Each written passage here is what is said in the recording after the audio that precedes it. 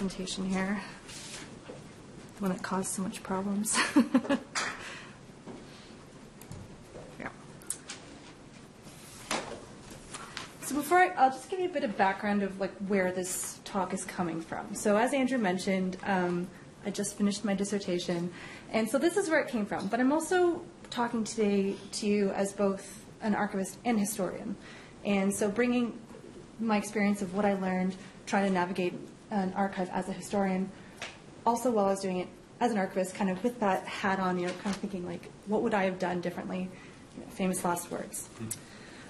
So I'm going to talk about the importance of archives both for business and business owners, but as well as for historians. And with Kodak, I'll touch a bit on the end of like where they are now as far as both as a company and how they rely on their legacy as a cultural company. And so I'm going to do this by walking through my personal experience. So as I mentioned, this came from my dissertation. So these were the core questions that were guiding my research. So when I started out, these are what I wanted to answer.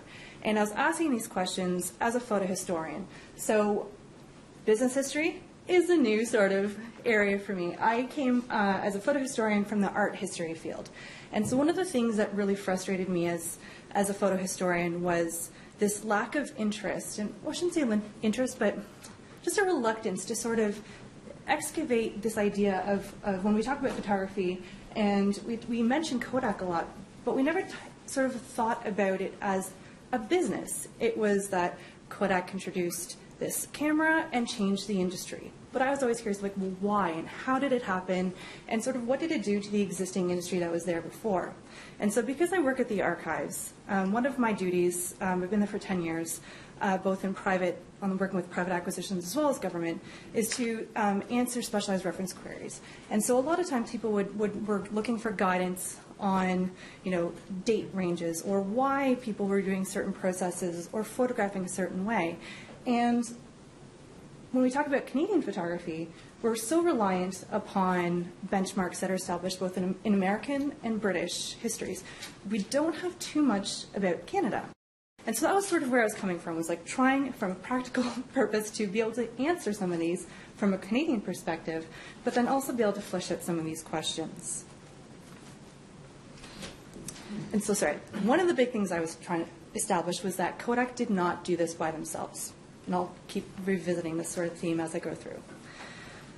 So what is Canadian Kodak Company? So Canadian Kodak Company was a branch company of Eastman Kodak Company, which was from Rochester. And it was established in Toronto, the Canadian Kodak Company, in 1899.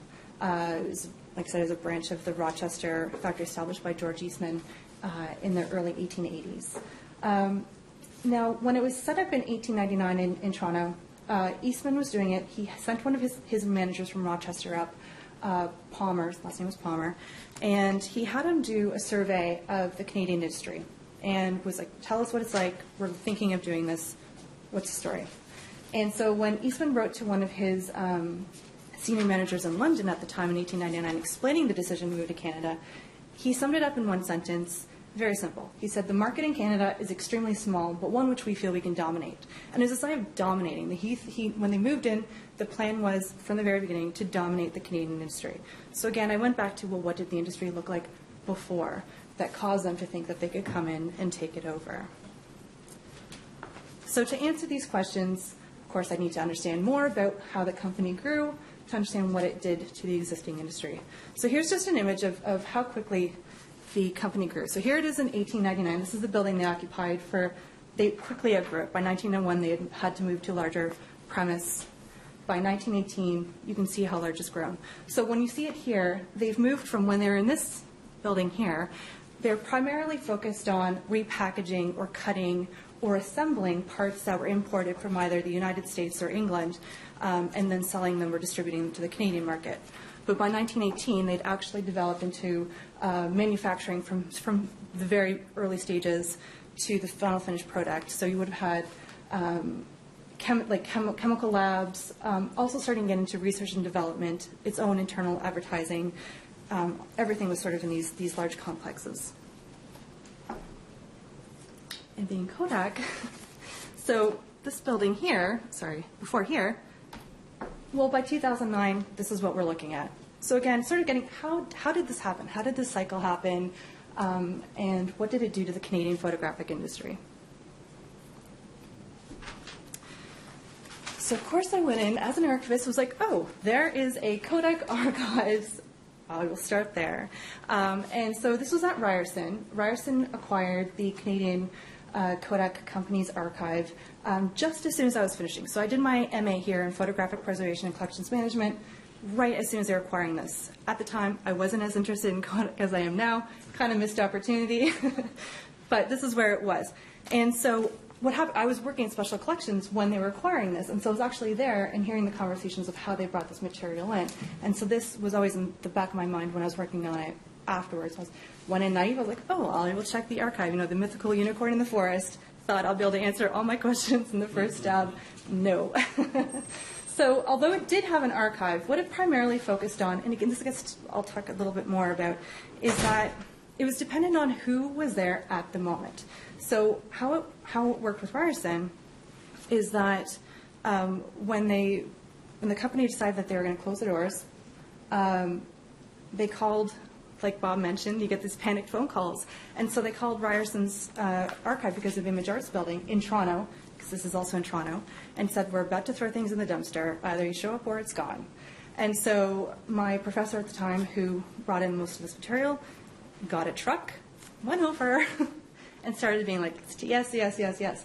And so because he was coming from more of a physical production point of view, he was interested in like the physical aspects of manufacturing. So he acquired the actual vats for mixing photographic chemicals, or the books that had formula for how they did certain processes.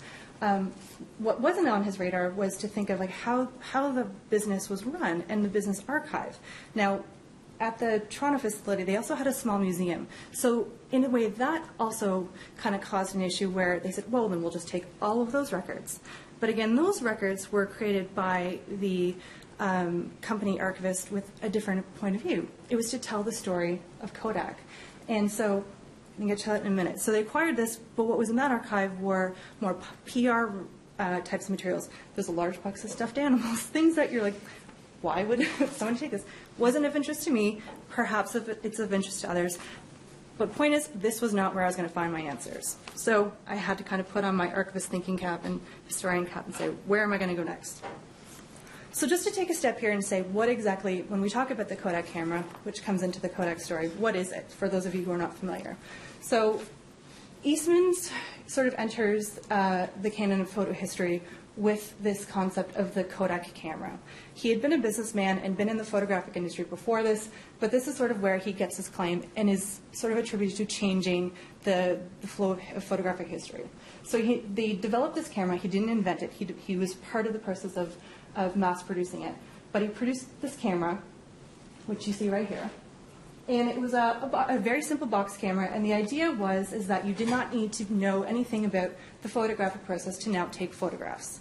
And this was a relatively new concept, but it wasn't originated by him. There had been many other companies, which are lost because this became the dominant story that's told, who had created similar types of detective cameras. And so the idea was, because these were not the large cameras that required to be placed on a stand and everything had to be still, that you were being quite inconspicuous when you used these cameras. Today we would be like, clearly you're taking a photo, but at the time this was very high tech and was very inconspicuous. So they were often referred to as detective cameras. So the slogan that was attached when they started selling it is maybe one you're familiar with, which is, you push the button, we do the rest. It was actually a very popular slogan, and there was a really fascinating paper I read where to see how it was part of the zeitgeist, that it became the punchline of a joke for a funeral parlor that was told across continents by politicians in different settings, where the slogan for the funeral parlor was, you kick the bucket, we do the rest. So it was that popular that it had entered different parts of the popular culture at the time. So in photo history, all that I just talked about, the camera, the size of the camera, its inconspicuousness, and its accessibility are often attributed to changing the way people photographed. And it's sort of seen as Eastman and his camera, both the Kodak and a Brownie camera, which came in 1900, are kind of seen as the fulcrum that placed, flipped the way we understand photography in the 19th century, where before it was a real labor-intensive, costly process, art, science debate, to something that was suddenly done by everybody. And that was sort of the first time that I was like, no. First of all, it was not this thing suddenly everybody was photographing. And it isn't something that happened overnight. As it was a business, it took time, it took buy-in. It took buy-in by the existing industry, such as the dealers and distributors, to sell this camera. This wasn't a cheap camera. The Kodak camera retailed for about $25 at the time, which is roughly translates to over $300 in today's funds. So it wasn't this democratic process or this suddenly, easily accessible technology. It was still costly. The Brownie camera is sort of then kind of combined with it because it was $1 in 1900. So the two of those kind of get brought together to use as a way to explain this change. But that's where a lot of the analysis ends. There's no real push to kind of understand like how this happened. How did people start buying this? What was the actual numbers for people who were buying it? Was it a lot? Was it that was all that was missing? So that's what I was trying to sort of suss out.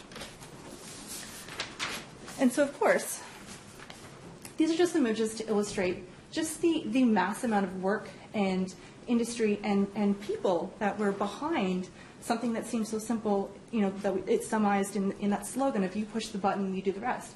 Well, these are the we. These are the people who are helping to bring that into fruition. And again, that's a story that's not often told. So this is just the beginning. So I said it's like the work that I was doing, it was the necessary first step in order for me to do the next step.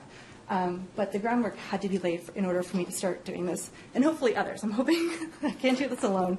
So I keep shopping this concept around to other photo historians or historians of pretty much any stripe or color to say, hey, let's start thinking about this. So one of the tools that I used, like a methodological tool, was actor network theory. If anyone, I'm not going to get into that. I will not bore you with the details. If anybody wants to know how I did that or details about it, you can come and talk to me. But essentially what it does, it's, despite saying it's not as simple as just understanding a network, but understanding that when you look at a situation or even an object or an interaction, it's an understanding that it's a force of two forces coming together that are causing, it's a result of something. So when I couldn't find the information that I needed in the Ryerson archive, I had to then say, okay, so if I want to know something, who is the other party or what was the other party on the other side? And perhaps there's some records there. So I took a step back and kind of looked at what kind of information do I want? Where is that going to come from? And who else needed to be involved to produce that information? So as I mentioned, that you needed this buy-in for the system. It was also as much understanding photography being institutionalized. So what I have here is an example of what I mean by this. So before the dry plate, I don't want to get too much into photo history, but I'll just give you a brief overview. So dry plate photography was the first sort of instance where the manufacturing of photographic materials could be industrialized. Before then, just the way that phototechnology worked, to create a photograph, everything had to be done at the exact time you wanted to take the photograph. So you weren't able to pre-make plates, package them, and sell them. But when the dry plate process was introduced in the late 1870s, technology had finally caught up to where manufacturers could produce plates, box them, distribute them for sale. So we can't really kind of start to think about photography as a commodified process until the early 1880s. And so this here is where I kind of was thinking about this, and I was like, okay, so if we're going to try and track this, where can I find this information? And so that's where I looked at tariff schedules, because Canada wasn't, as much as we were trying to establish a manufacturing industry, we weren't quite there yet at the time. And so we were reliant on the import of manufactured plates from the UK and the United States primarily. So I was able to find records, different sources within LAC's records. And I noticed that the government started to track it in 1888. So I would say, okay, well, why did they start tracking it? It's because something happened that caused the government to say, well, maybe this is something that we're starting to see more of, we should start tracking it. And so now I was able to take a step back and then look at sessional debates, and where you start to see these discussions between politicians when they discuss what should be taxed and what the rate should be and things like that. And then the conversation starts to come up where they are starting to talk about photography. And so I could see it's becoming a part of a recognized industry. So that's what you're really seeing here. As much as I was able to see how much is tracking, you're also starting to see the government starting to treat it as an identifiable commodity, something that can be tracked and taxed. And so where Kodak comes in is right at the bottom. So you'll see it starts up pretty even, where the column from imports from Great Britain and the imports from the United States. So there's a lot of different factors that are happening of what caused that, but you can start to see a very clear preference for American plates as it's growing. Now, it's not just the Eastman Company. That's what's important to notice, which is what I found out, that at the time there were about a dozen other companies in the United States that were importing. It wasn't just Eastman. But Eastman decided this time that the market was right for them to come in and become the dominant importer manufacturer. Because as I said, at that time they're still importing, repackaging, and then selling them within Canada. So when they came in 1899 and established that small space in Toronto where they were bringing things in, putting them into boxes that had a stamp saying, you know, Canadian Kodak Company, and selling them, it was happening at the same time that they were also looking at global expansion. And so these are just a selection of companies that they acquired or established between 1894 and 1915. And so it was very easy for me to get so focused on Canada, but I needed to understand it within the larger context, that it was part of a larger pattern that Kodak was doing. And so part of what I was trying to do, so Canada is buried sort of in the middle on this side here. And so by 1905, Kodak had actually acquired the largest remaining Canadian manufacturers in Canada. And so not only it's Stanley Dry Plate Company, which was in Montreal. So in 1904, they acquired the Stanley Dry Plate Company, which had been established 10 years prior to the Kodak Company. They had established their branch in Montreal in the late 1880s. And so when they acquired it, it was sort of the last move of really dominating the industry like they had planned. So they purchased the Montreal Company, and then they closed production there, and they shifted all the production to Toronto. And in doing that, it was the last sort of stop of having Montreal was no longer the center of the manufactured production.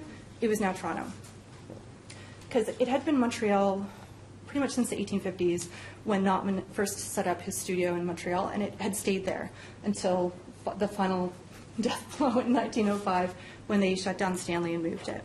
So, listen, as much as I wanted to understand Canada, I needed to understand it within the larger context. And so something else that really came out of it, I mentioned in the beginning, and I'll just touch upon it now before I close, was this idea that they didn't do it alone. And so one of the ways that I tracked it was, there was a photographer in Ottawa named William Topley, and he'd been in the photographic business since the 1860s until, well, he passed it on to his son, but he stayed in the business until just before the First World War. And so I figured he was a good litmus test to see, to mark somebody who stayed in the industry, to see how he changed with the industry, from its industrialization of manufacturing, like I talked about with the dry plate, to when Kodak completely dominates the industry. And so he changed his business radically, and so he's but one example, but from what I've seen, he's not alone in that Kodak needed him to sell the material. He was a local distributor, so how did this happen? So I tracked their relationship together, and so one of the ways that Topley as a local seller and Kodak as a corporation spoke to each other was in the trade circulars. So the trade circular was created by the Kodak Company to help the distributors sell Kodak product. And this is where I found the slogan, which to me is what I'm actually trying to shift the attention to, away from you push the button, we do the rest to explain Kodak's success. It actually should be planting the brand acorn to grow the Kodak tree. And it's where they understood that they needed to get customers to buy in at the early stage, when they're a child, when they're an amateur photographer buying their first camera. Maybe it's for $1, but the idea is to get them in. The dealer then develops that relationship and grows them, gets them to buy the more expensive model, gets them to take more photographs. In lessons, just getting them to develop a real passion and interest in photography that can then be seen in the bottom line of profits. So this is where we're going away from you push the button, we do the rest. And so what else did I learn? Oops, thanks. Blackness. Well, I learned that I think as much as we want to, as historians, there's never going to be any perfect fit. It's how much can we talk to companies ahead of time or as an archivist to figure out what records are important. I don't have a solution to that. This is kind of a dead end here with me right now. But it's also, I think we've talked about this so far, of trying to build a network. And so that's one of the things I've really discovered is that, so with Kodak being a multinational corporation, for example, I talked about the Ryerson archive. But what I didn't talk about were the other archives that I went to that do have Kodak material. So there's the George Eastman House in Rochester, which has business records related to George Eastman's personal records. University of Rochester, which has their corporate archive. De Montfort University, where I was, that had Kodak Limited, which is their European branch's research library. The British Library has the Kodak Limited archive. University of Victoria in Australia has their Australasia Pacific branches of Kodak. And so first step was to say, well, because they're all the same company, maybe we need to start talking together, figuring out, how do these records overlap? So I had to go to the British Library, I had to go to George Eastman House, I had to go to University of Rochester in order to kind of suss out any kind of mention about Canada to develop these pictures. But maybe there's a better way to kind of cross-reference that information and how those conversations facilitated. So I'm open to suggestions since we're still trying to figure this out. As an archivist, I think it's a timely conversation. Andrew and I'm not going to put him on the spot, but we've been kind of banding around a few ideas of maybe what to do. So if you have any suggestions, I would love to hear them. Thank you.